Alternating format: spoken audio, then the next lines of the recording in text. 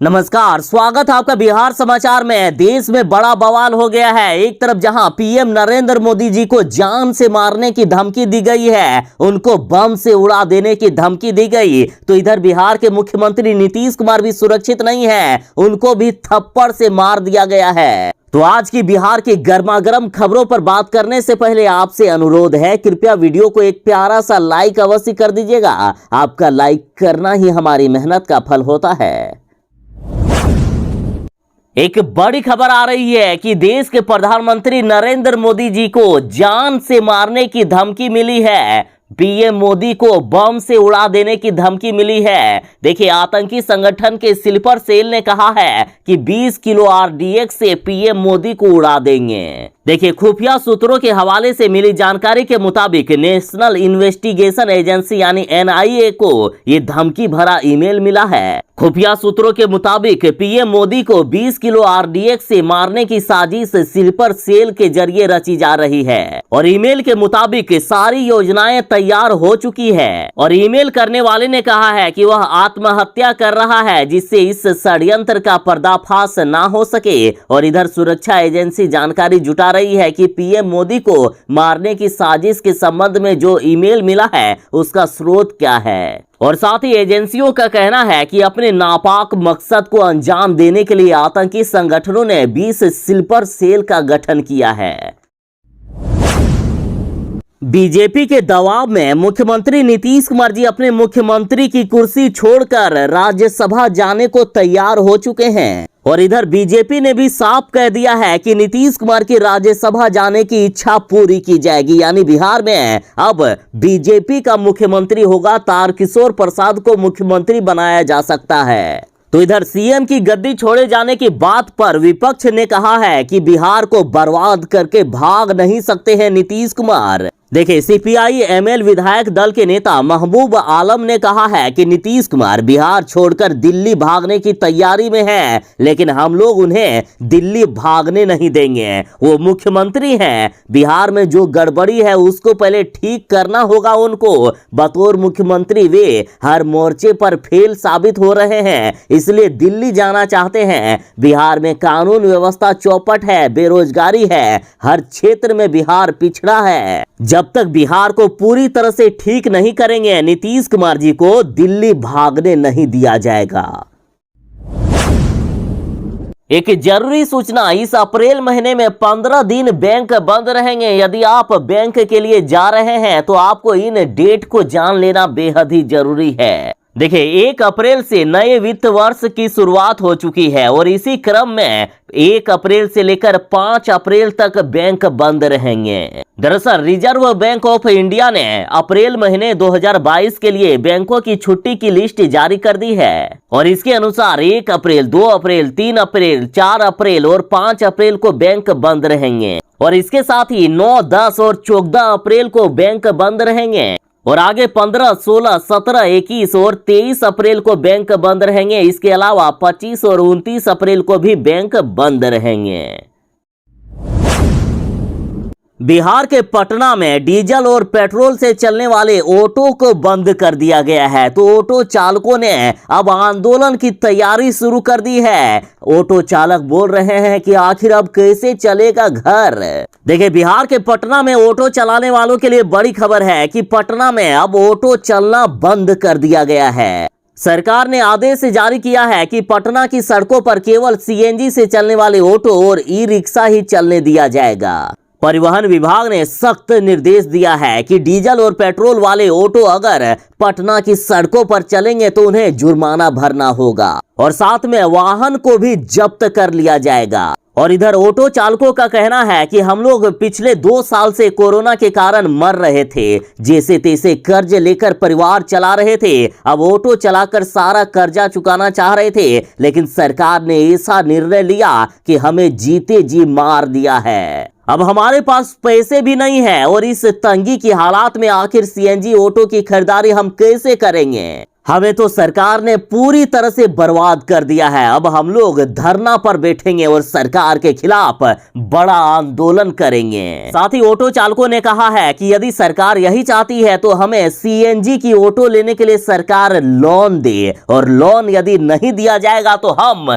बड़ा आंदोलन करेंगे। सरकार को चेतावनी दी गई है कि यदि हमारी मांग नहीं मानी गई तो हम पटना की सड़कों पर चक्का जाम कर देंगे, एक भी गाड़ी नहीं चलने देंगे।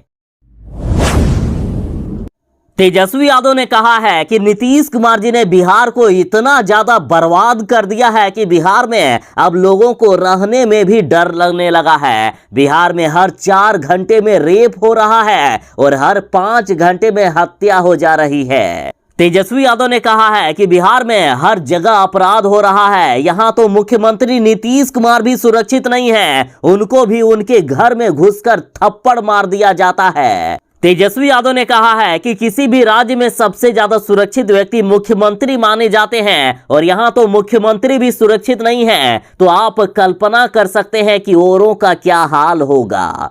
साथ ही तेजस्वी यादव ने कहा है कि बिहार में अफसरशाही बढ़ा हुआ है। ब्लॉक थाना में कोई सुनवाई ही नहीं हो रही है, जनप्रतिनिधियों का मान सम्मान नहीं है। जब मुख्यमंत्री ही सुरक्षित नहीं है तो जनता की सुरक्षा की क्या कल्पना करें। बिहार की राजनीतिक गलियारों में खबर है कि मुख्यमंत्री नीतीश कुमार जी से बीजेपी वाले सीएम की कुर्सी छीन रहे हैं, उन्हें राज्यसभा भगाया जा रहा है। तो इस पर आरजेडी ने कहा है कि मुख्यमंत्री नीतीश कुमार जी का राजनीतिक करियर खत्म हो चुका है। आरजेडी ने कहा कि जब कोई व्यक्ति फांसी पर चढ़ता है तब उससे अंतिम इच्छा पूछी जाती है, और अब मुख्यमंत्री नीतीश कुमार जी से पूछी जा रही है। देखिए, आरजेडी नेता शक्ति सिंह यादव ने कहा है कि मुख्यमंत्री नीतीश कुमार जी थक चुके हैं। नेता प्रतिपक्ष तेजस्वी यादव लगातार चुनौती देकर कह रहे हैं कि सरकार चलाना उनके बस की बात नहीं है। आगे आरजेडी ने कहा है कि जब कोई व्यक्ति फांसी पर चढ़ता है तब उससे अंतिम इच्छा पूछी जाती है, और इसी प्रकार मुख्यमंत्री राजनीतिक फांसी के शिकंजे में है, इसलिए उनसे अंतिम इच्छा पूछी जा रही है। सीएम अपनी अंतिम इच्छा प्रकट कर रहे हैं कि सभी सदन में जा चुके हैं और अब राज्यसभा में जाने की इच्छा है।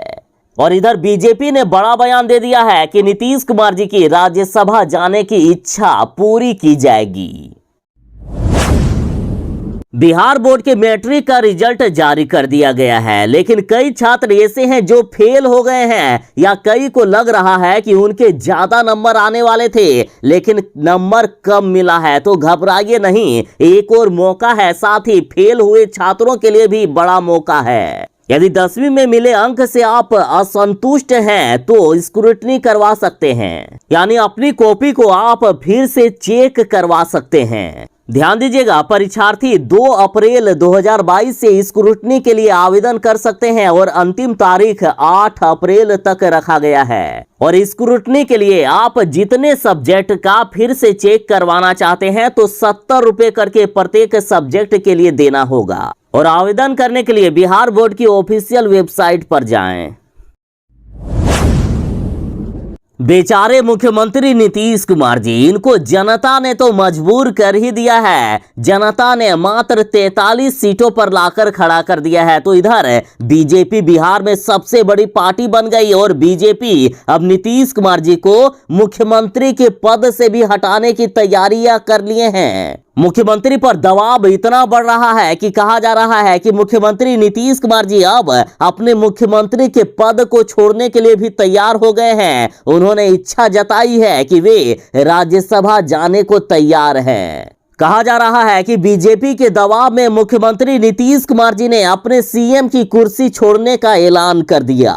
बीजेपी बिहार में अपनी सरकार बनाने के लिए कई दिनों से प्रयास कर रहे हैं। एक तरफ जहां मुकेश सहनी के सभी विधायकों को बीजेपी ने अपने दल में शामिल करके सबसे बड़ी पार्टी बीजेपी बन गई बिहार में, और इधर जीतन राम मांझी से भी बीजेपी के प्रदेश अध्यक्ष संजय जायसवाल बराबर मुलाकात कर रहे हैं। और इधर बीजेपी ने बयान दिया है कि नीतीश में अब जोश नहीं बचा है। अब नीतीश कुमार जी को मुख्यमंत्री के पद से हटाकर अब बीजेपी अपना मुख्यमंत्री बनाएगी। तारकिशोर प्रसाद को बिहार का मुख्यमंत्री बनाया जाएगा। तो इधर बीजेपी ने बड़ा बयान दे दिया कि नीतीश कुमार की राज्यसभा जाने की इच्छा पूरी की जाएगी। अब बीजेपी नीतीश कुमार जी को मुख्यमंत्री के पद से हटा सकते हैं।